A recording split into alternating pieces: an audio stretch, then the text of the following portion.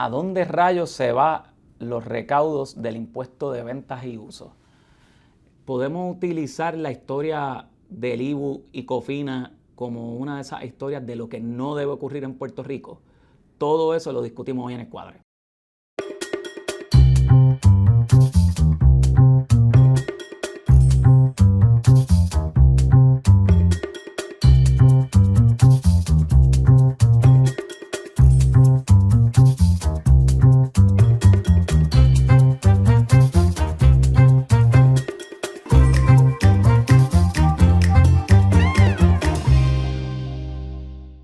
Bienvenidos al Cuadro, este es su episodio número 51, casi llegando al año de episodios. Agradecido con todos ustedes por el apoyo. El pasado episodio, el número 50, tuvo una acogida brutal y parece contraintuitivo porque es un episodio donde se está hablando estrictamente de estados financieros auditados y sí, de cómo la emisión de esos estados se ve influida por investigaciones criminales. ¿Cuál fue mi experiencia en el Departamento de Hacienda manejando la emisión de estos estados financieros? En mi época se emitieron 5 estados financieros y cómo estas imputaciones y alegaciones e investigaciones me la ponían difícil en el Departamento de Hacienda para poder emitir estados financieros y la carga laboral que esto implicaba en los empleados del Departamento de Hacienda para recoger los cantos rotos de tal vez manejo o actitudes de otros miembros del gabinete o de la fortaleza. Ahora quiero hablarles un poco de la historia de ese IBU que ustedes ven, esa clavada que ustedes ven en el recibo, en cada compra que ustedes hacen. Ustedes ven ese 11.5 en la compra de muchas de las partidas que se adquieren en Puerto Rico. Cuando estás comprando Pampers, por dar un ejemplo, estás pagando el impuesto de ventas y uso. Cuando compras una mesa, estás pagando el impuesto de ventas y uso. Cuando compras computadora para tu oficina o para tu uso personal, ese cargo del impuesto de ventas y uso está ahí metido y todos lo vemos. Parte de lo que hace el impuesto de ventas y usos tan visceral es el elemento de que todos lo vemos en nuestro recibo. Es como un recordatorio de lo caro que se ha convertido vivir en Puerto Rico. Y yo quiero utilizar este episodio de hoy para contextualizar, porque tengo que admitir, de cierta manera es un poco decepcionante el manejo de algunas personas que generan opinión pública sobre las implicaciones del impuesto de ventas y usos y el saldo de la renegociación de la deuda post promesa. Estaba viendo YouTube no hace muchos días y vi al analista político Jay Fonseca hablar de COFINA y los impuestos del IBU, diciendo que aquí en esencia se ignoró la mitad del impuesto de ventas y usos para cubrir la deuda de COFINA. Ver eso pues me dejó saber que hay mucha desinformación y quiero utilizar este espacio para ponerlo a ustedes en contexto de cuál ha sido el desarrollo, cuáles han sido esas malas prácticas a nivel legislativo, que incluye lo que propulsa la rama ejecutiva, como lo que permitió la rama legislativa en su momento. Y sí, también vengo a hacer ciertas, no críticas, pero observaciones de cómo el Contralor de Puerto Rico en aquellos momentos debió haber intervenido, convirtiéndose en la conciencia de los puertorriqueños, algo que no necesariamente ocurrió en todo este debate de política pública y que creo que nos debe poner a repensar cuál debe ser ese rol del Contralor de Puerto Rico de cara al futuro. O sea, el Contralor, si bien es cierto que hay que fiscalizar la utilización de los fondos públicos, yo aspiraría o recomendaría que se aspire a que el Contralor de Puerto Rico o Contralora pues no se convierta en un analista forense que solo vea lo que ya pasó, sino que también participe como esa conciencia del pueblo de Puerto Rico. Y yo creo que los padres de nuestra Constitución, y ustedes saben que aquí pues le dedicamos tiempo a los aspectos constitucionales, cuando diseñan esa figura del contralor, pues básicamente crean esta conciencia del pueblo de Puerto Rico. A veces se le quiere poner una pistola en la baqueta y convertirlo en un fiscal o convertirlo en un agente del FBI, y eso no necesariamente debe ser el rol del Contralor de Puerto Rico. El rol de un Contralor de Puerto Rico es que sea esa conciencia y que nos aperciba a los puertorriqueños sobre las rutas financieras que está tomando Puerto Rico y esa selección de dónde destinamos los fondos públicos. Y este ejemplo de Cofina es uno donde yo siento que el liderato de esa oficina pues nos quedó a deber.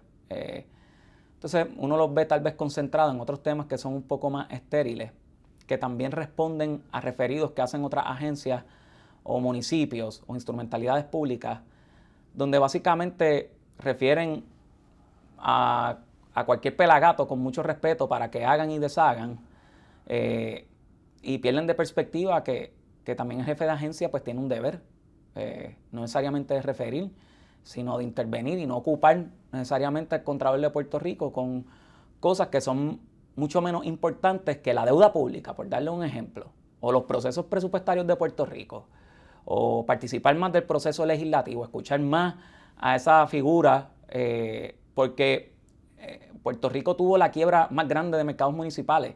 ¿Y qué dijo el Contralor de Puerto Rico mientras nos fuimos endeudando sobre ese tema? ¿Qué señalamiento hizo? ¿Qué investigación sobre eso ocurrió?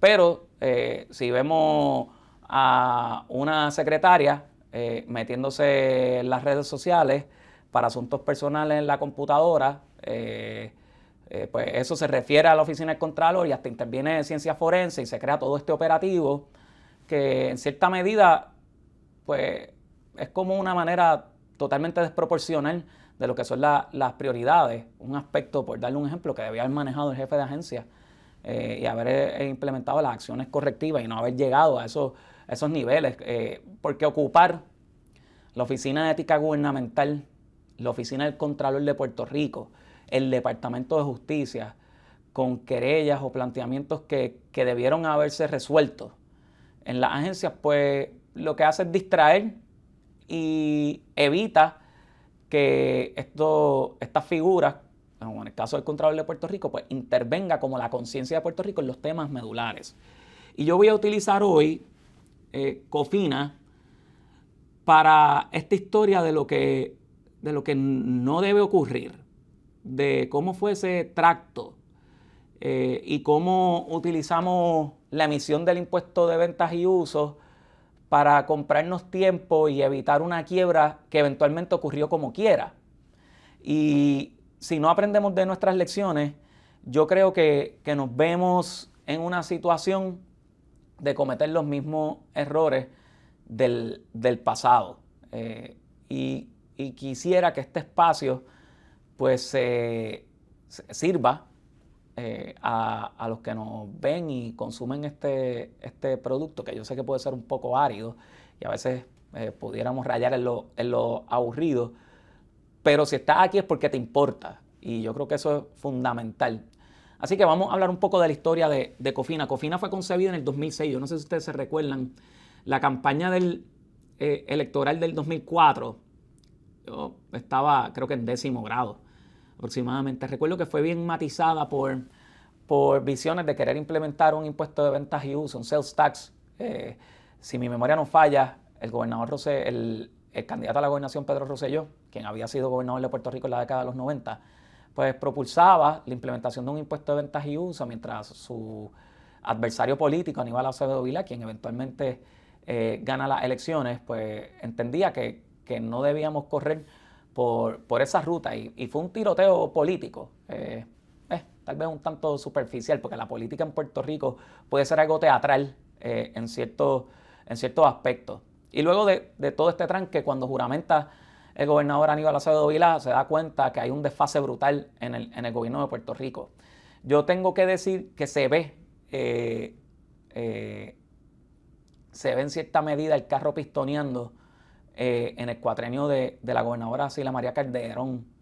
Y hoy más allá, hay un secretario de Hacienda, el señor Flores Galarza, que cuando yo me siento a mirar hacia atrás los desempeños y los resultados y el cuadro que se tuvo en aquellos años donde fungieron como secretarios, tengo que decir que este secretario, Flores Galarza, pues ha sido uno de los secretarios más infravalorados en la historia reciente de Puerto Rico, porque válgame que se las vio un poquito complejas durante ese cuatrenio. E incluso fue el secretario de Hacienda que comenzó a dar esos primeros pasos de dar el servicio en línea. Bajo su mandato se creó colecturía virtual, que fue ese primer paso del Departamento de Hacienda a ofrecer ciertos servicios a la ciudadanía a través del Internet. Así que miro, ¿verdad? Y cuando me fui del Departamento de Hacienda, me fui dándole mucho respeto y dándosela al secretario Flores Galarza. Así que me imagino cuando Aníbal Acevedo Vilá, el gobernador Aníbal Acevedo Vilá, juramentó, probablemente las primeras conversaciones tuvo que haber sido con su secretario de Hacienda y con los funcionarios del Banco Gubernamental de Fomento, y le tuvieron que haber dicho: muchachos, esto está bien escriquillado. Y en ese debate pues se comienza a impulsar lo que de alguna manera se intentó rechazar en las campañas políticas, que fue la implementación del impuesto de ventas y uso. Y de ahí sale concebido COFINA como un mecanismo para separar una porción de los primeros recaudos del impuesto de ventas y uso y utilizar esa deuda cafremente llamada extraconstitucional.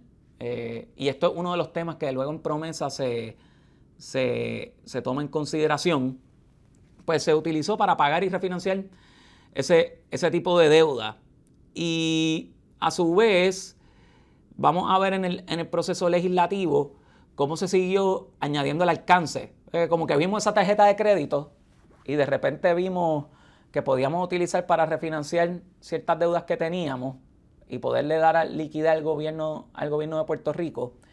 Y luego, como vimos que tal vez podíamos tener un poquito de margen más prestatario, seguimos aumentando el alcance del uso que se le podía dar a ese dinero.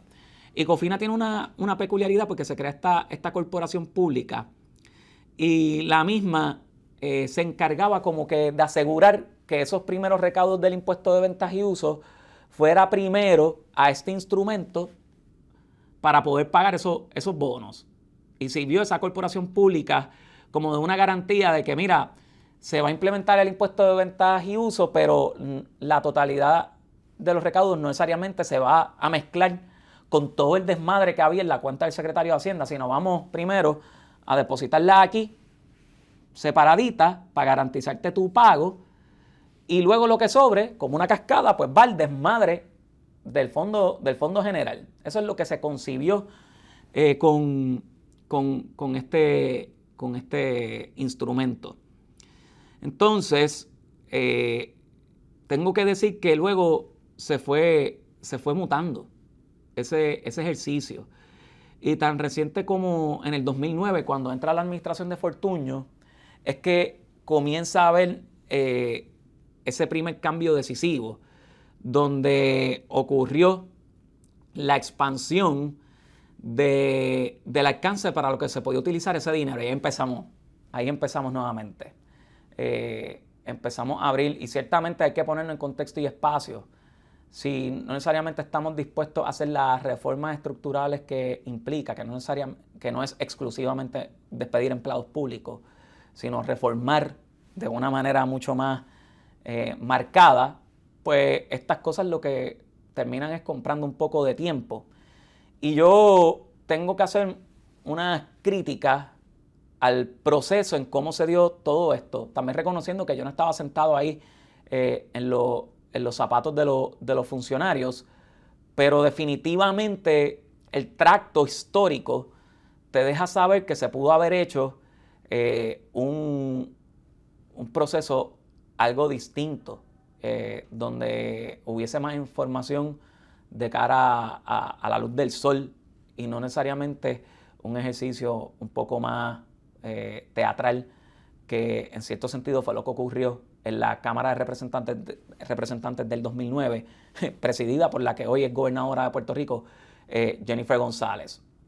Yo les voy a enseñar en el próximo segmento el informe, esa joya que nos dieron nuestros representantes en el cuatrienio del 2009, donde se buscó refinanciar deuda y emitieron un informe de a duras penas 4 páginas en la Comisión de Hacienda de la Cámara de Representantes en el 2009.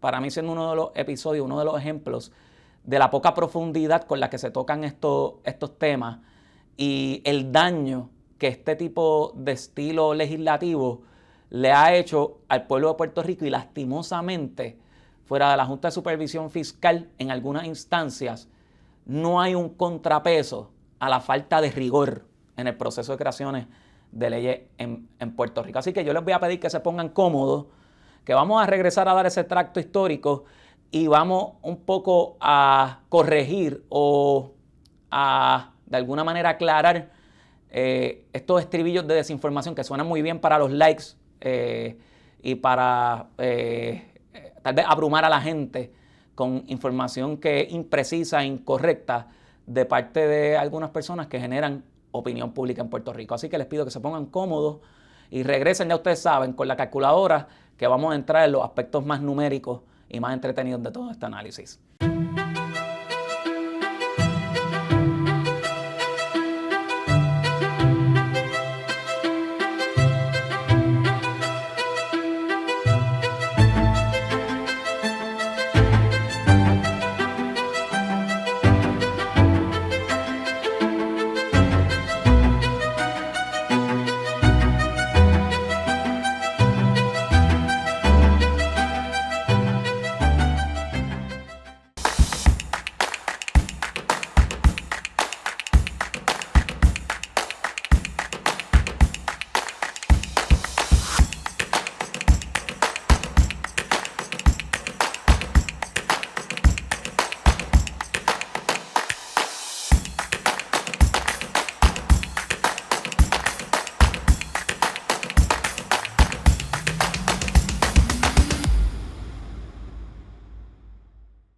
Bienvenido a este segundo segmento de El Cuadre.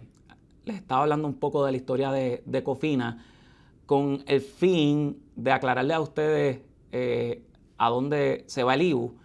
Y ya vieron que una parte del impuesto de ventaja y uso se va a pagar a los desmadres del pasado, a de alguna manera financiar el gasto desmedido que ocurrió en los 90 y en el comienzo de los 2000, ese desmadre, esa falta de conciencia, esa irresponsabilidad con la que se manejaron las finanzas, creando en cierto sentido una ficción de estabilidad económica y financiera del gobierno de Puerto Rico y de los puertorriqueños en cierto sentido, porque todos nos afectamos por el desempeño del gobierno de Puerto Rico.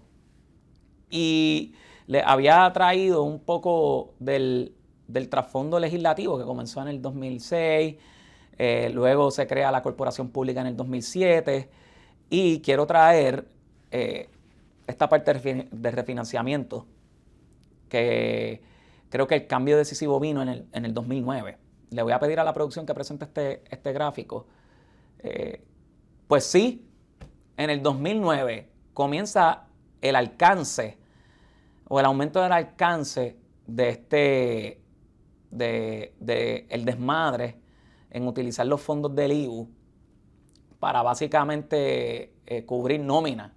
A ver lo que es pagar. ¿Tú pagarías la nómina de tu negocio con la tarjeta de crédito? Tú pedirías prestado porque no te dan, los ingresos no te están dando. Y cubriría la nómina con esos ingresos, ¿verdad que no? O con esa fuente, porque endeudarte no es un ingreso en el estricto sentido de la palabra. Endeudarte es empujar la lata, no quebrar ahora, quebrar en el futuro.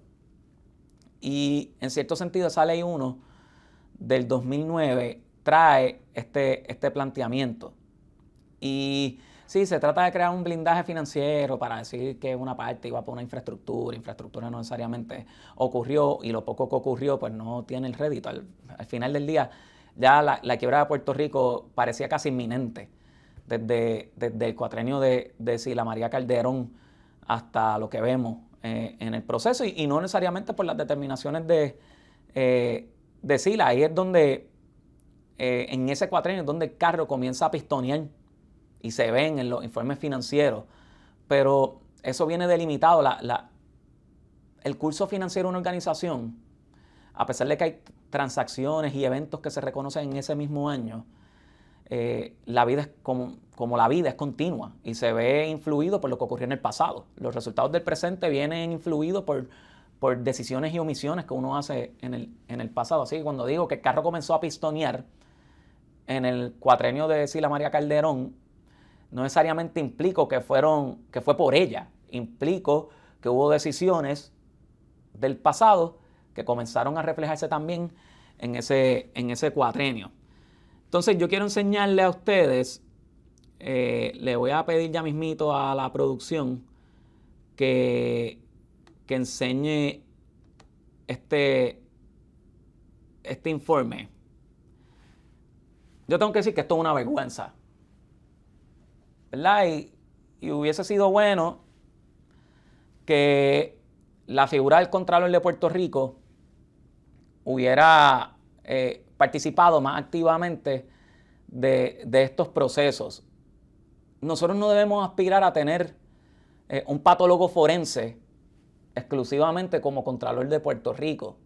Y esto es un claro ejemplo de que la figura del Contralor debería ser más dinámica y debería tener más garra, incluso constitucional. Aquí hemos planteado en otros episodios que, a mi juicio, debe haber enmiendas constitucionales para obligar y responsabilizar al Contralor de Puerto Rico de que se involucre más en estos temas.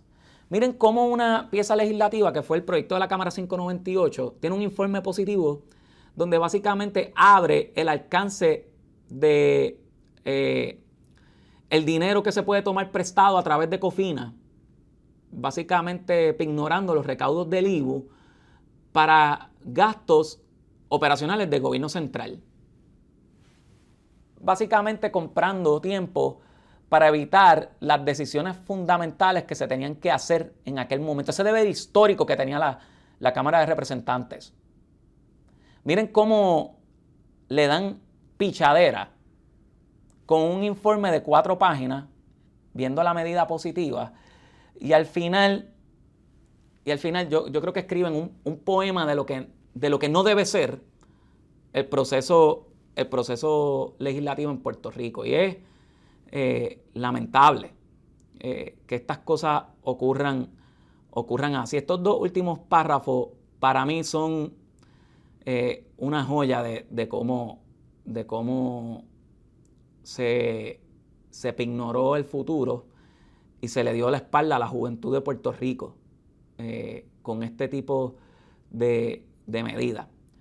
El proyecto, y voy a leerlo, el proyecto dispone que el producto de estos bonos, estaban aumentando el alcance, estará disponible para atender los siguientes propósitos: cubrir de forma inmediata cualquier deficiencia en caja para el pago de nóminas y otros gastos operacionales, y así evitar un cierre de las operaciones del gobierno.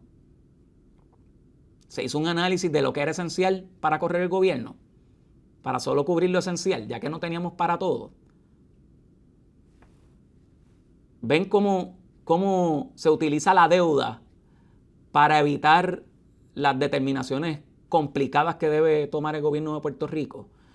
Dice cubrir, saldar las cantidades millonarias adeudadas por el gobierno de Puerto Rico a sus proveedores de bienes y servicios, y así reactivar la economía.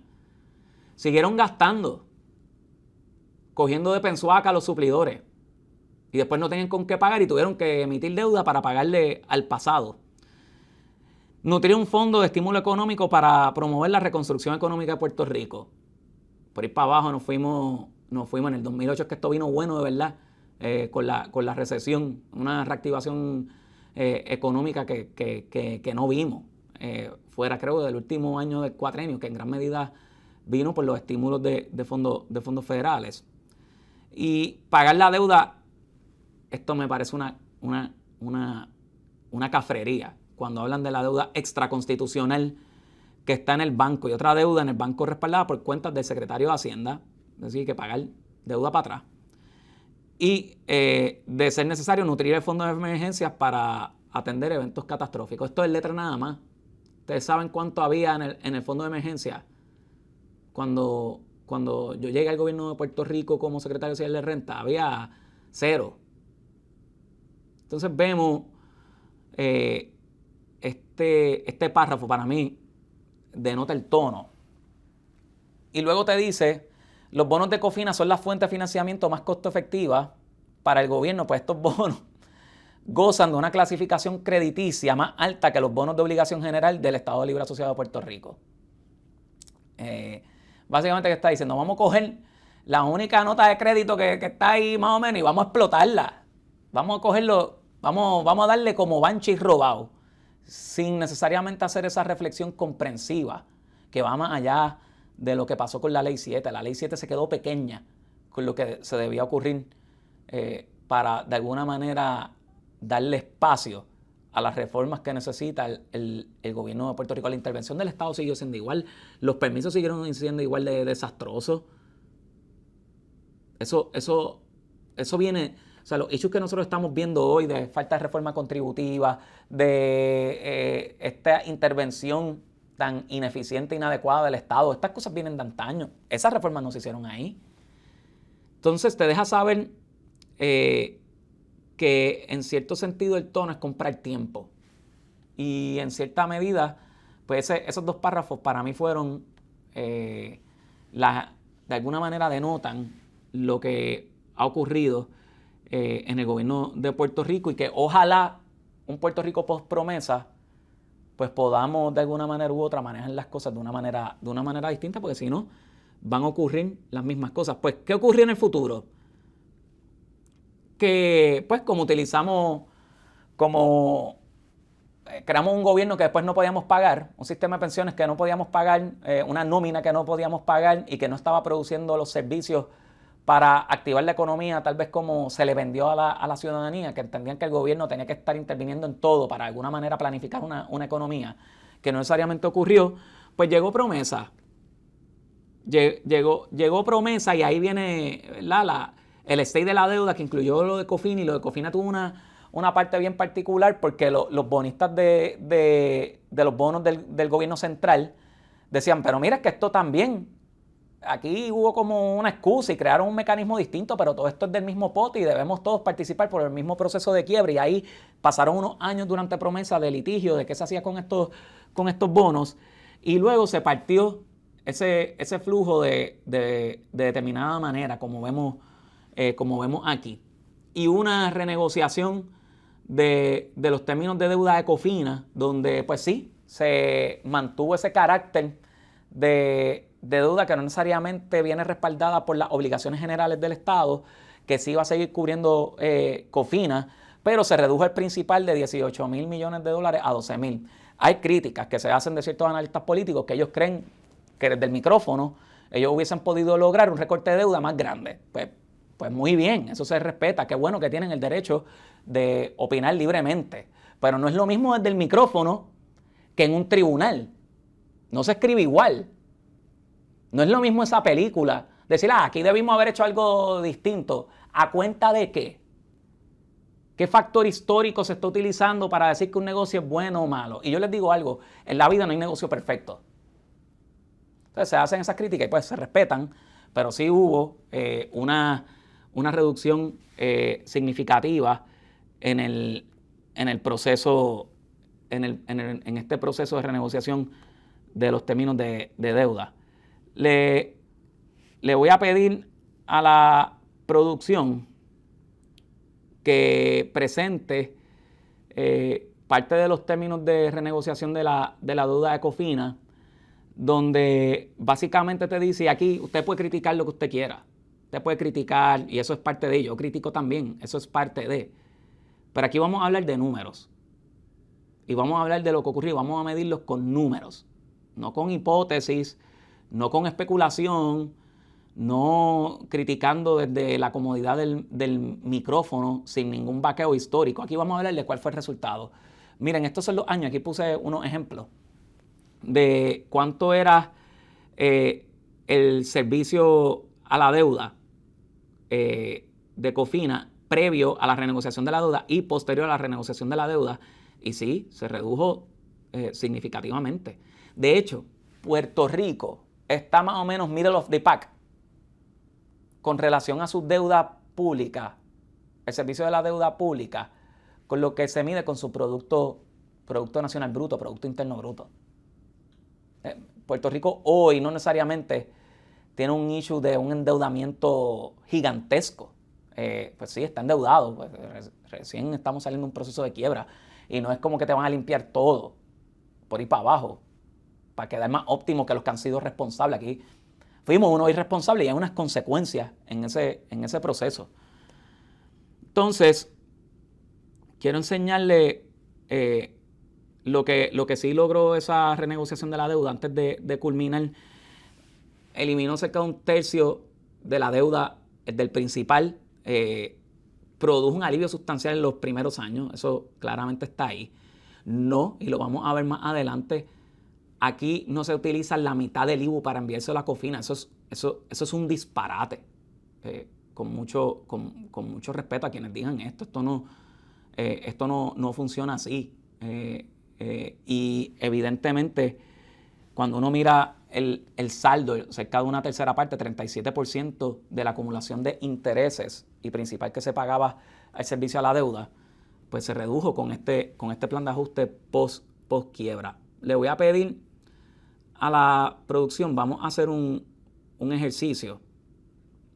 Voy a enseñarles el estado financiero del 2020 de Cofina. Voy a ir viéndolo ya mismito. Es que esto me quiere abrir. Vamos a la nota. Perdón, esto es casi en vivo. Y a mí me gusta buscar los documentos con el programa y enseñarles las fuentes porque quiero enseñarles los números. Porque aquí una cosa es opinar desde un micrófono y no leer, y opinar sin leer, criticar sin leer, presentar alternativas fundamentadas en apasionamiento y en poesía que en las realidades económicas. Le voy a pedir a la producción que enseñe esta tablita. Si ustedes ven aquí, esto es básicamente los pagos que salen del IBU para pagarle a los bonistas de Cofina.